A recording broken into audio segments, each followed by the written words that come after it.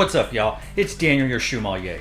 Earlier this year, in April of 2021, Nike and Jordan Brand released their Hyper Royal colorway, and it seems redundant to say this, it seems overused and over-exaggerated, but it was one of the most hyped releases of the year so far. We're barely into May, but there's been a number of hyped releases, and the Hyper Royal was one of them. And while there seemed to be a friendly competition between which colorway you preferred, the Hyper Royal or the University Blue, as for me it's University Blue, I knew that eventually I would get the Hyper Royal, and I finally got it in hand, and well, I'm kind of disappointed. Now this isn't going to be a full-fledged review. I'm going to give you the basics, I'm going to give you the important points, but I'm going to tell you why this particular colorway disappoints me. First off, when it comes to size, I'm normally a size 9 across the board. Air Force 1s, Jordan 1s, New Balance, Pumas, Ultra Boost, Asics, etc. I always get a size 9 when it comes to Jordan 1. That's my true to size, and I find that this particular colorway fits true to size. Get whatever size you always get in Jordan 1, and I think you're going to be just fine. And when it comes to comfort, this silhouette in colorway is every bit as comfortable or as uncomfortable as you find the Jordan 1 silhouette to be. I don't find it particularly comfortable. I wear these shoes for lifestyle, don't play sports in them. So if I'm going to be on my feet for longer than 8 to 10 hours, I'm either going to wear a completely different silhouette or I'm going to put an alternate insole inside these shoes. But if you're just going to wear these on the daily for walking around, working, sometimes you're sitting, sometimes you're standing, I think you'll be okay. But I don't particularly find this silhouette or insole or midsole or technology to be terribly comfortable. But as I always say, that's not really why we buy this shoe now, is it? This shoe comes with 2 sets of laces inside the box. You have the white laces, which the shoe is already started for you, and then you have an alternate set, which is in a royal blue colorway, which matches the tongue tag that you find on the top of the white tongue. However, as you can see, I decided to go with a lace swap because I really wasn't feeling just white, just royal blue, and as I did in my University Blue ones, I thought, why don't I put pink on the shoe because I think it's going to look really good. And as you can see, these are not just normal pink laces, these are vintage pink laces, which means it already has a pre-faded look, which to me matches the pre-faded look of this colorway.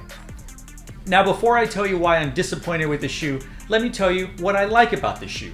It's a really good looking shoe. I love the colorway, I love the pictures of it, I love it in hand. It's such a cool look, and I did like the colorway they released a while back where it was the green faded kind of look. This one is very similar to that. There's no writing on the upper like the green version was, and I find that this blue and white denim kind of look is awesome, and the 90s are back, so it would match faded stonewashed jeans. I love the look, and I really love the way it looks with the vintage pink laces on it.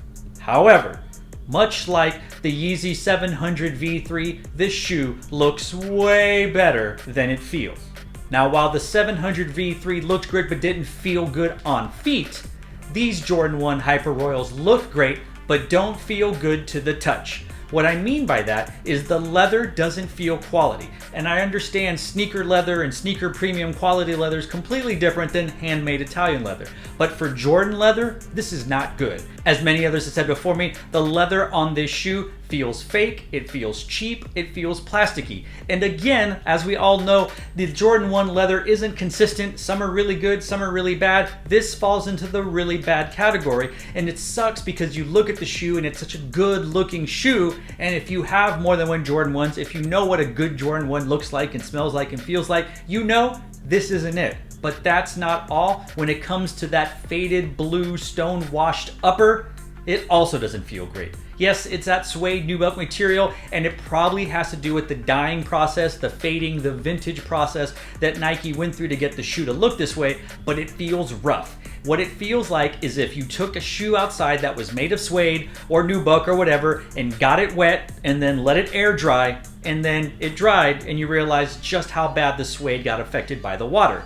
I haven't tried to reset the nap. I don't even know if that's going to work. I'm afraid it'll wipe off some of the color and deteriorate the shoe, but it does feel like dried out, bad quality suede nubuck, and I'm not sure that it's really worth the look. I'm glad they didn't charge an extra premium for this particular shoe, but again, it sucks because the shoe looks so good. It's a great colorway, it's a great look. It just doesn't feel good to the touch. And like I said, that sucks.